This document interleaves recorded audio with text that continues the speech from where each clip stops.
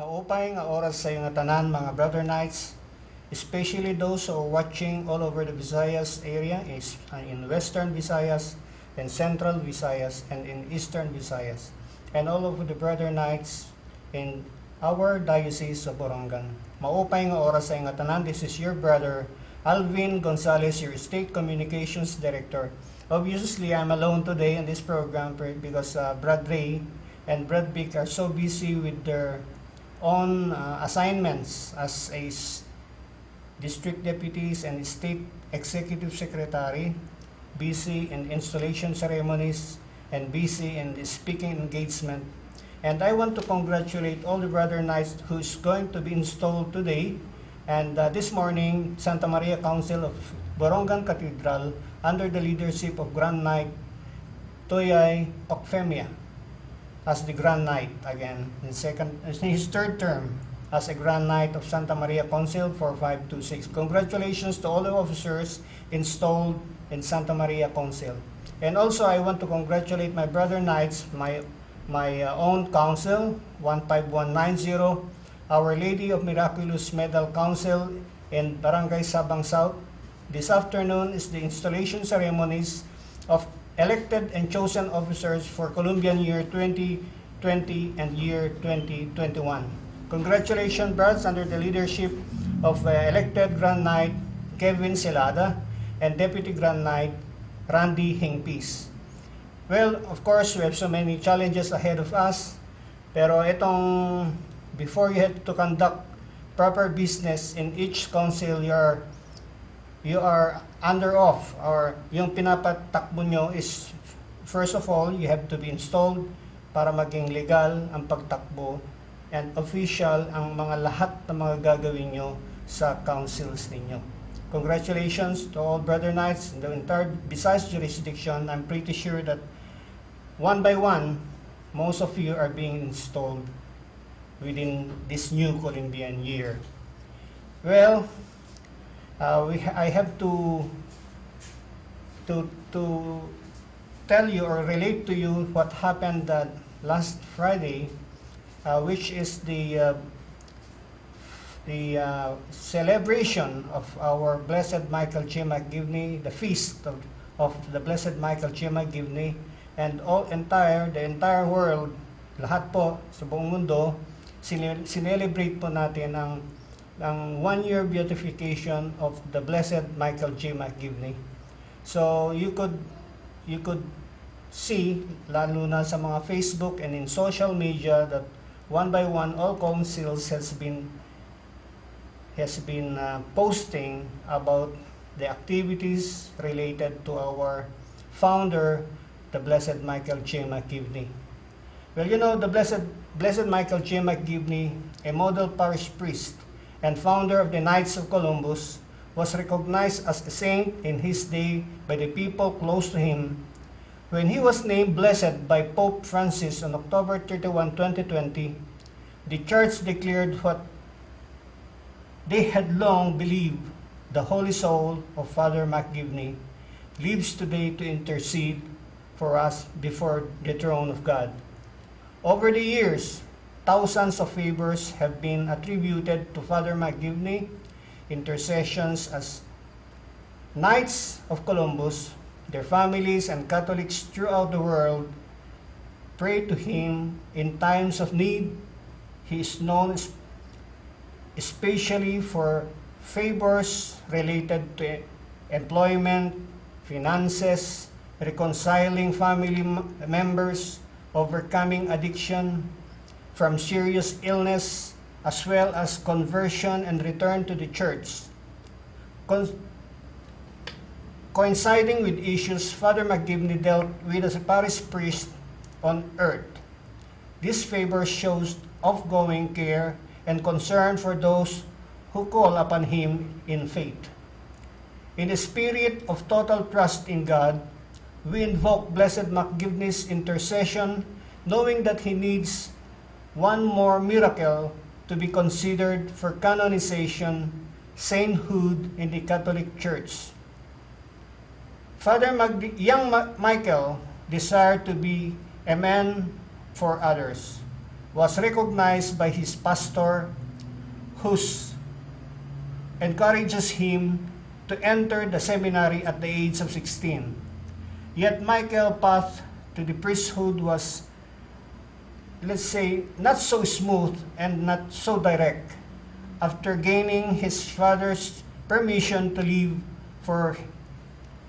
to work at a Waterbury factory, Michael traveled far to Canada and upstate New York to receive his proper education and spiritual formation after his father died.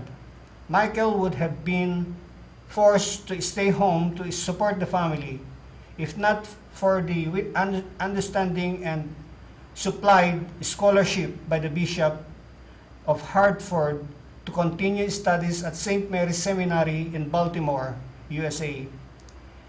He was ordained priest in December 22, 1877, the first American cathedral, and returned to Waterbury to celebrate his first public mass for Christmas, with his widowed mother attending, assigned to St. Mary's Church, the first Catholic parish in New Haven, Connecticut.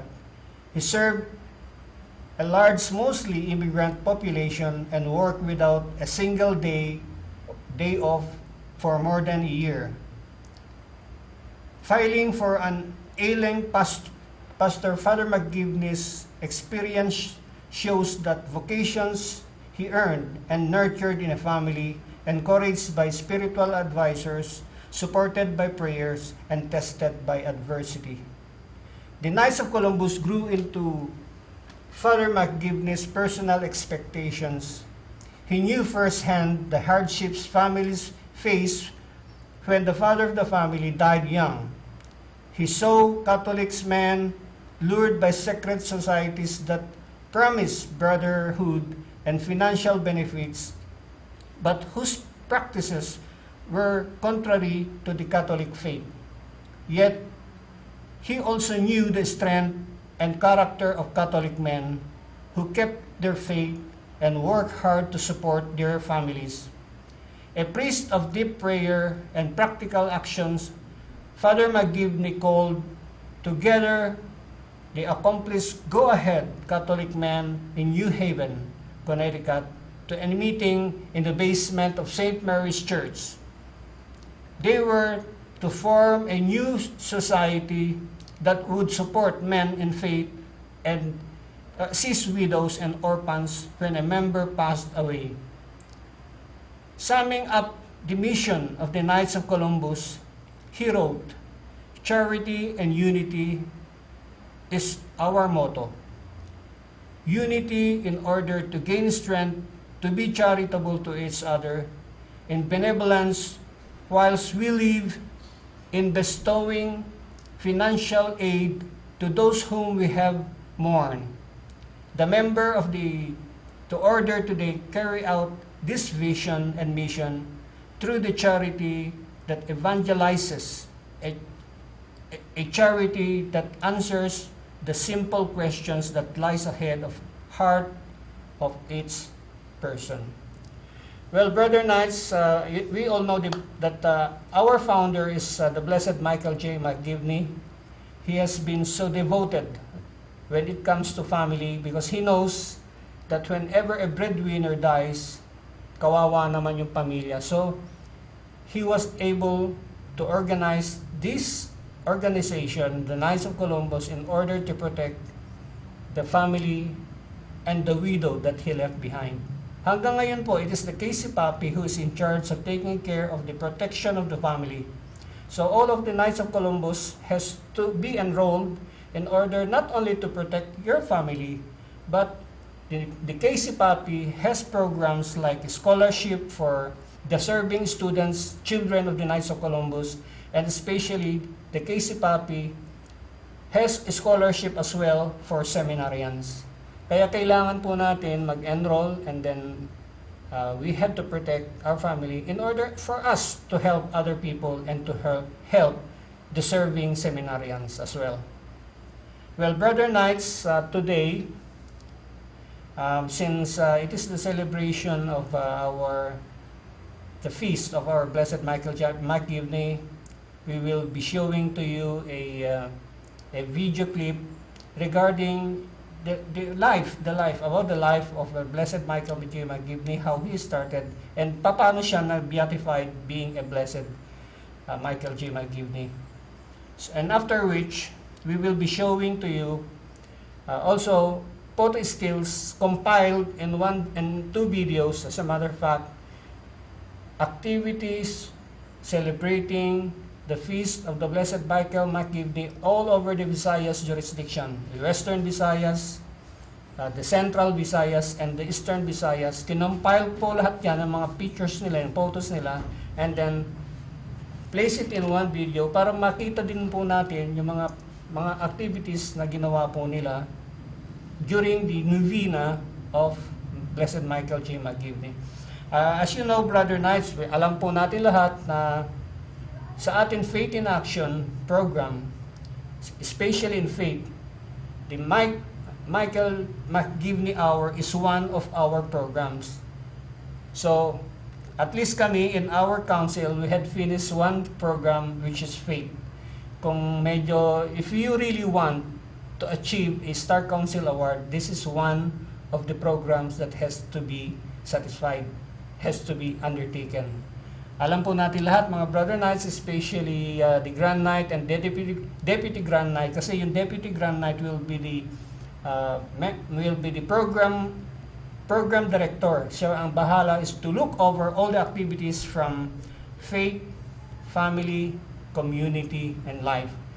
Lahat po yan, ng mga programs na yan, may mga 4 na mga futures program for us to follow. At meron din yung sinasabing Leave No Neighbors Behind. 5 po yan. Yung Leave No Neighbor Behind is designed for itong panahon na ito na pandemic. So it's much safer to perform or undertake Leave No Neighbors Behind programs. And itong Leave No Neighbors Behind program are 2 points, featured points. Ibig sabihin po nun, we are required for 4 programs in one, example in community. Now, sa Leave No Neighbors Behind, you just have to complete 2 programs para to qualify for the Star Council Award, sa Columbian Award. Pag sinabi mong Star Council Award kasi, you have to satisfy the Columbian Award and the Father McGivney's Award. The Father McGivney's Award is concerning about the membership growth. Kung ilan ang quota niyo for the whole membership of each council, yun ang magiging target nyo sa loob ng 1 taon sa membership growth. Then you will qualify for the Star Council Award, especially if you want 2 Star Council Award. Madali lang po yun, you just have to double your quota. 3 Council Award, you have to triple your quota in membership growth. As simple as that. And then, all you have to do is just perform all the activities of the Faith in Action or the Leave No Neighbors Behind throughout the Columbian year. And then you will qualify. And remember, Brother Knights, we just want to remind you again that there are some councils who have not paid their Visayas dues assessment. Please, Brother Knights, especially the treasurer, please take note that if you do have any arrears or do you have any backlogs in payment of VDA, please pay as soon as possible. Thank you so much. So, Brother Knights, now, for now, we have to pave way for the video of Father Michael McGivney. Pero para sa akin po, magpapaalam na po ako. And para mapanood po nyo yung video na amin ipapakita sa inyo regarding the Blessed Father McGivney. Let us pray for one another so that unity, love, and kindness will reign in our hearts. Let us pray for Bishop Crispin Berquez, our State Deputy, Jeffrido Lagria, and all the state officers so that God will always guide them. This is your anchor, Brother Alvin D. Gonzalez, your State Communication Director, saying, Vivat Jesus, take care, and see you next week in our show, Knights of Columbus Hour. Bye! Let's watch this video. Thank you so much, Brother Knights.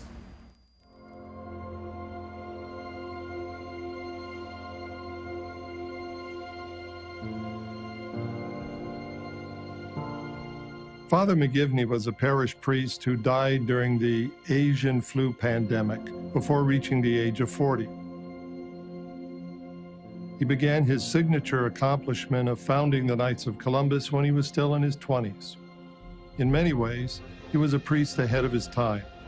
His vision for the relationship between laity and clergy anticipated the Second Vatican Council by nearly a century, and his desire to keep men Catholic guided his founding of the Knights of Columbus, and his conviction that Catholics in America could be both faithful to their church and good citizens helped Catholics claim their place in American society. Over the years, Father McGivney has been honored with many titles: the Model Parish Priest, a Good Samaritan, Protector of Widows and Orphans, Apostle of Christian Family Life, and of course, founder of the Knights of Columbus. However, his witness goes beyond titles. He was above all a testament to the power of spiritual brotherhood and charity.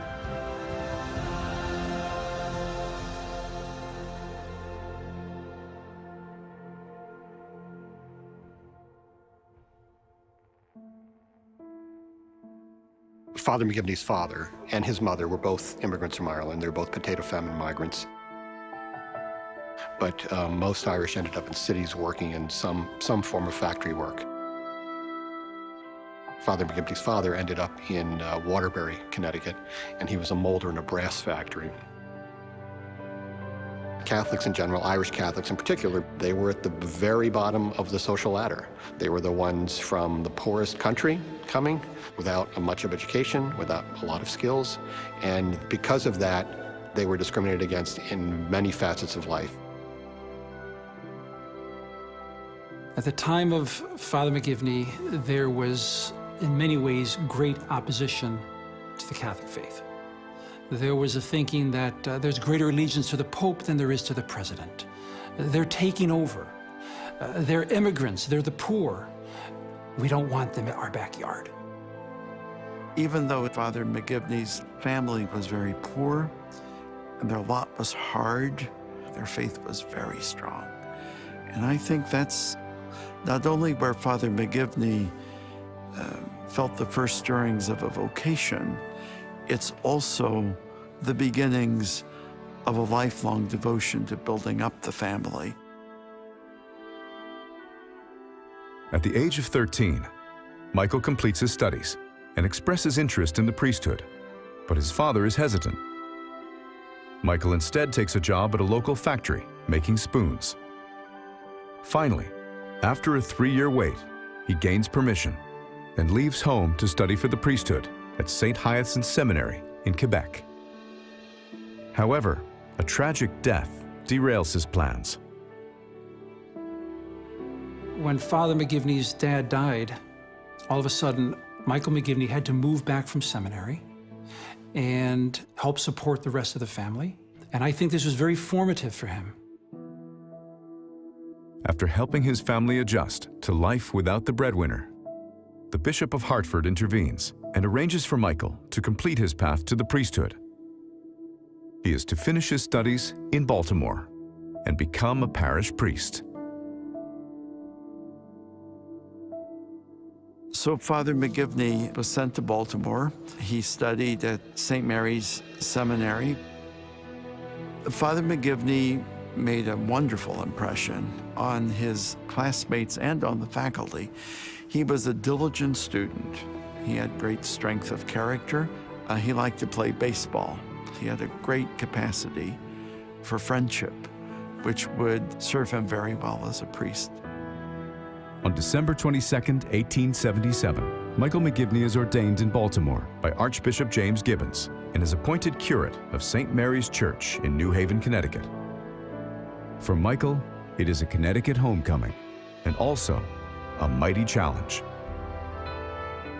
Well, St. Mary's Church had only been recently built, and it had a massive debt. He was coming into a situation most priests would not want to enter into. And there was also a great resistance to Catholicism at that time. Famously, there's an article in the New York Times from soon after St. Mary's was opened, talking about the monstrosity on Hill House Avenue, that in the midst of all of these beautiful mansions where all of the waspy residents of New Haven lived, Irish immigrants were now flocking to their neighborhood, and so the residents here were not happy.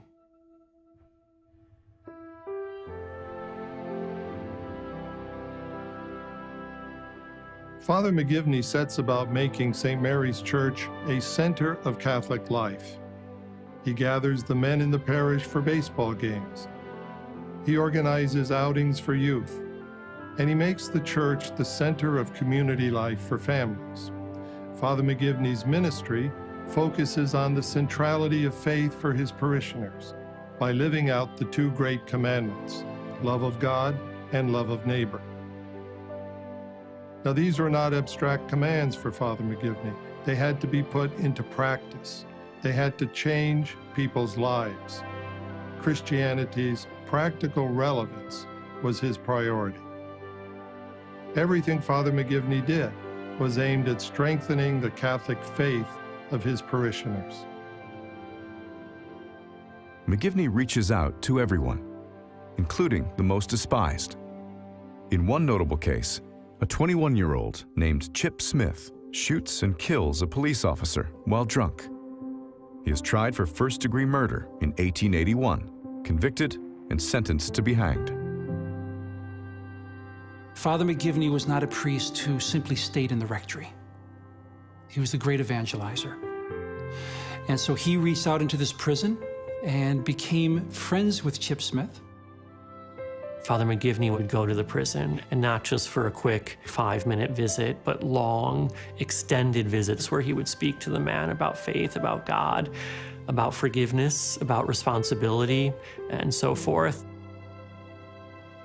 It is said of Chip Smith that prior to his execution, that he was beloved even by the guards. His personality was so transformed. His life was so transformed. The man who's responsible for that is Father McGivney.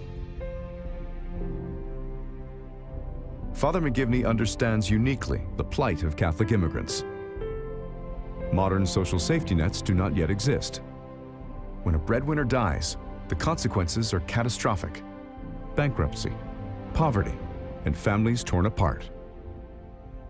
The Downs family were a typical Irish immigrant family of the 19th century, very enterprising. They became the wealthiest and the most socially prominent Catholic, probably, in New Haven. And then, as so often happens, Edward Sr. dies. And the bottom drops out. If a woman was widowed, had children, if she could not prove that she had sufficient financial resources to care for her minor children, the state would take the children from her and place them in various institutional homes. And then even more on top of that, the children's Catholic faith would get no support whatsoever. So it was tragic on both a personal and on a faith level. It begins to look as though the Downs family is going to be broken up by the probate court in New Haven. And in this hour of need, who steps forward but their parish priest? Father McGivney appears to accept guardianship of the child. His intervention enabled young Alfred Downs to remain with his family and one day to go on to graduate from Yale Law School. This is a pivotal moment in the life of Father McGivney. He had lost his own father and had seen the financial and emotional cost to his own family. Now he is able to make a tremendous difference in the life of another family. He understood firsthand the need for the insurance program of the Knights of Columbus.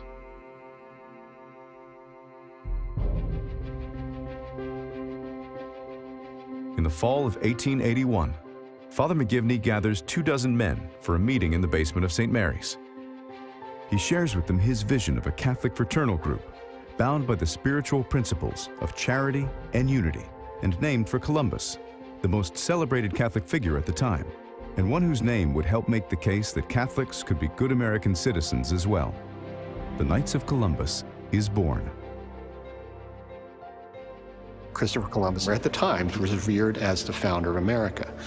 Not only that, America was a Protestant nation. Columbus was a Catholic.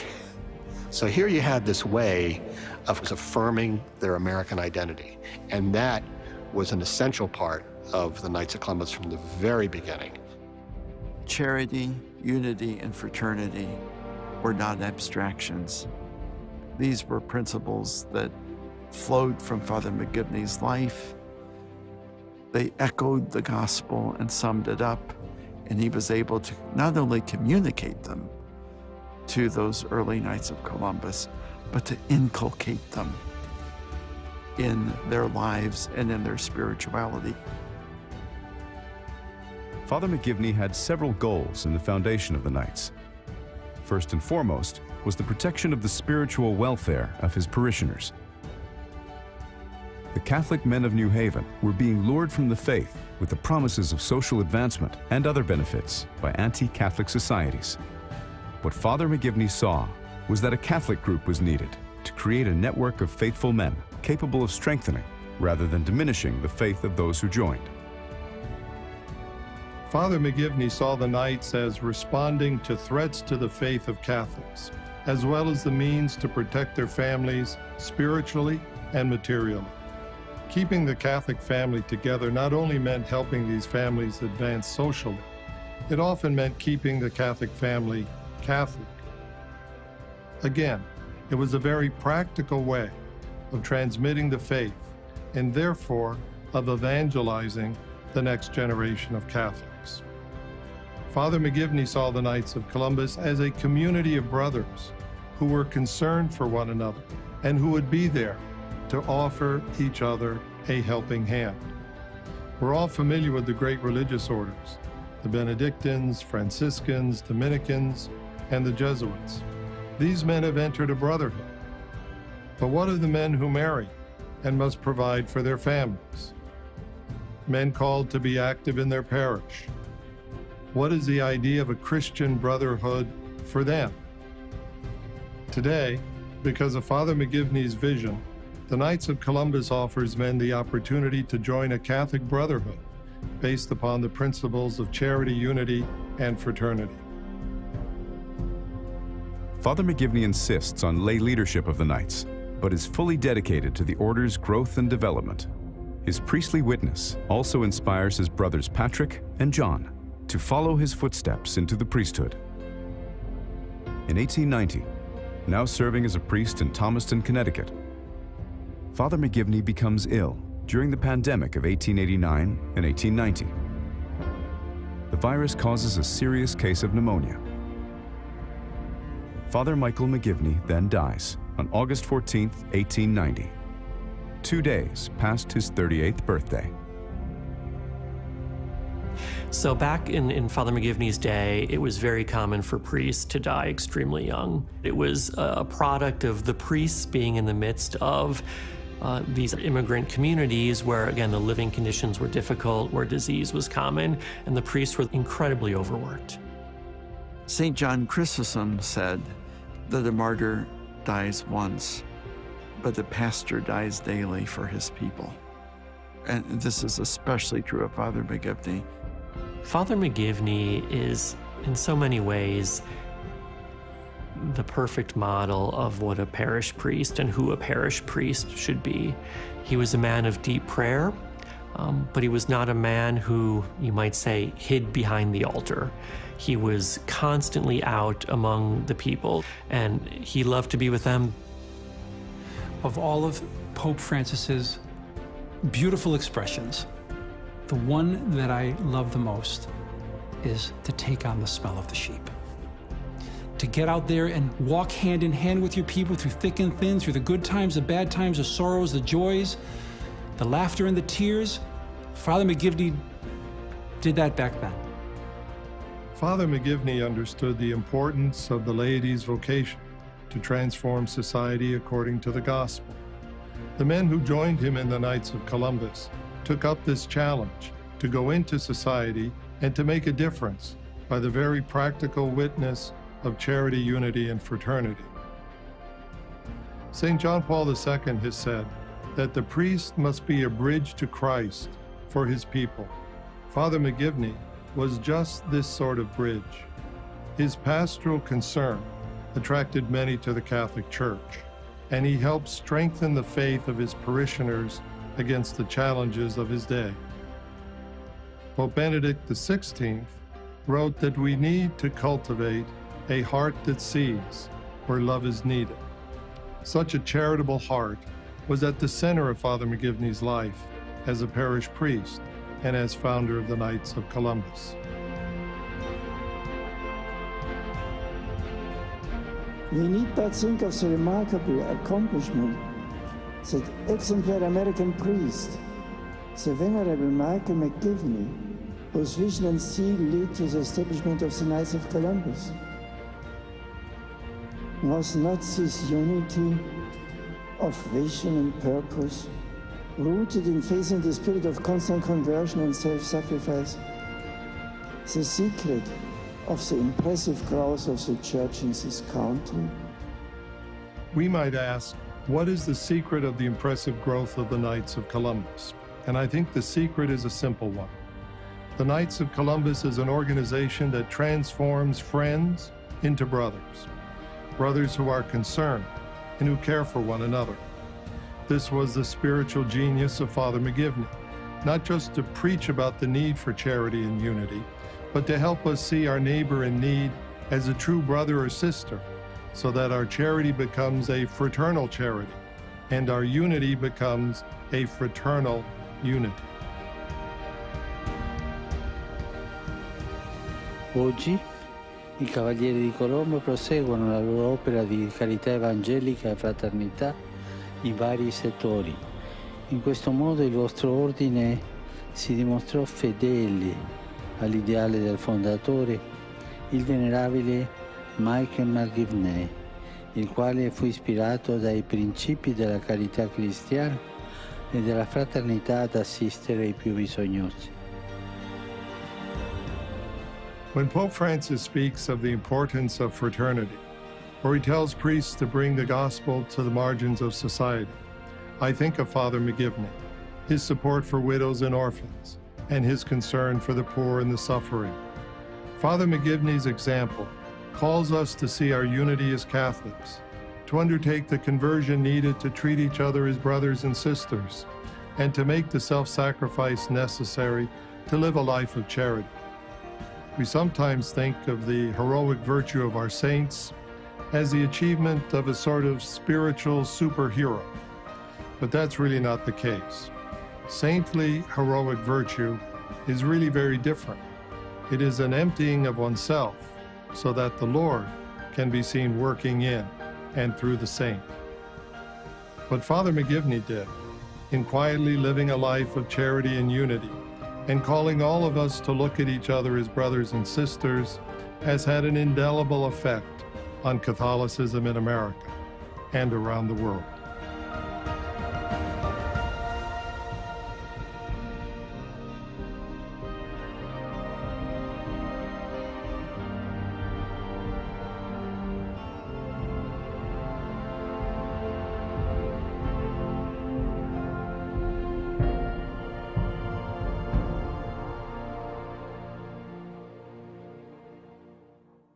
Michael, will you sing us a song?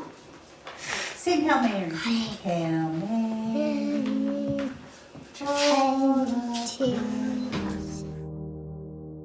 God writes the best stories, and we didn't realize what he was doing in our lives or what he was doing in the world when all this was going on.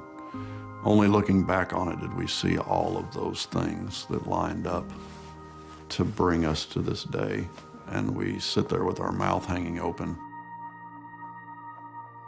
Michael, he's always been a miracle to us. You know, we've always called him a miracle. But then there's a part of you that doesn't realize the gravity of the miracle. You can tell that God is a real player in their family. He's not a hobby. He's actually a person who lives in their house with them. I started with the Knights in 2005, and I decided I would look into being a Knights of Columbus insurance agent after reading Parish Priest, because I really felt like coming into this business, I have to be an apostle of Father McGivney. Latching on to his mission and seeing how important it was that we take care of Catholic families. And that's when our family kind of started developing a devotion to Father McGivney. It was December 31st that we had the ultrasound that revealed the Down syndrome. We didn't have a problem with the Down syndrome at all. In fact, I told Michelle, I said, what a blessing for our children to be able to grow up around someone like that. We were advised that we probably needed to get some additional testing done. They shuffled us into a small room, pulled the ultrasound up on the screen, showing us how his body looked like it was completely full of fluid, like a little balloon. He said, well, this is going to be terminal. He has fetal high drops diagnosis. You have basically two options. One would be to go ahead and terminate the pregnancy now, or you can wait for him to die on his own and then we'll just induce a stillbirth labor. The day that I was given 0% chance of the baby surviving, I kneeled down and I told God, if you let him die, I will still love you, Lord. But it'll take me a while to forgive you. But I promise to still love you. I kind of just had an agony in the garden moment. I said, Father McGivney, if you will pray for him, then we will change his name, and I will name him after you. Every year, the Knights of Columbus puts on an incentive trip for their agents. So in January of 2014, it was announced that we were going with a pilgrimage to Fatima. So they had told me that they were there praying for the health of their baby, and that would probably require a miracle, so praying especially to Father Michael J. McGivney for that made perfect sense to me. Daniel and I asked all of our friends that were close to please pray through the intercession of Father McGivney on the day that we were in Fatima. I just kept thinking, Lord, let this baby be the miracle. If he's Father McGivney's miracle, then he will live. The reading of the day, it just hit us both pretty hard. Jesus says to the man that comes and asks him to heal his son, go forth, your son will live. And I remember looking at Michelle with my mouth hanging open, you know, thinking, wow, how powerful is that? Physically, I felt like a veil was lifted. The brokenness in my heart was softened, probably from the words, you may go in peace, your son will live. And then we came home, and I went to the appointment for the ultrasound to see where the baby was.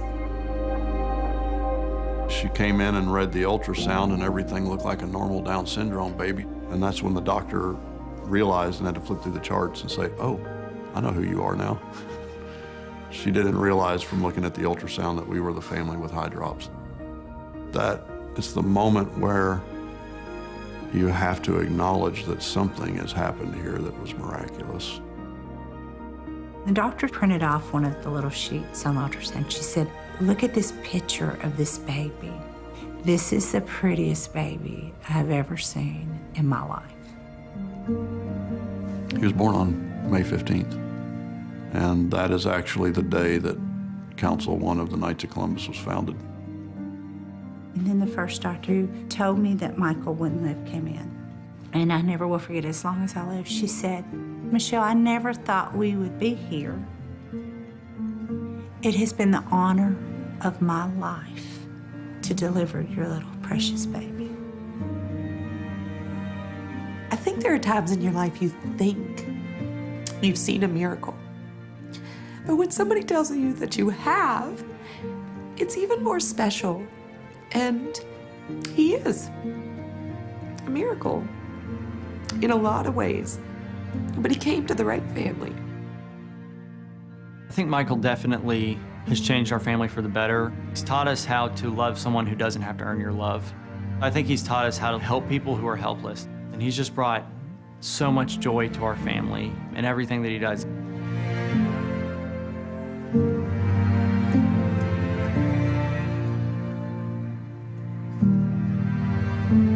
I just walked downstairs one day and everyone was all screaming like, oh, it's approved. It's still mind-blowing to me that the Pope approved it, that God used our family in this way. Like, I can't even comprehend all of the people that this could touch and help out, you know, and it's just really amazing. If there's a child that Father McGivney would want to help, this is the one. You know, he's the youngest of 13. Father McGivney was the oldest of 13. The Knights of Columbus is very deep into the movement of those with special needs. He's one of the most loving children I've ever seen, and he has true joy. He makes everyone feel loved. God wrote this story. God chooses the miracles. God chooses who is beatified. He chooses who is canonized. He wants Father McGivney to be honored, and so he shall be.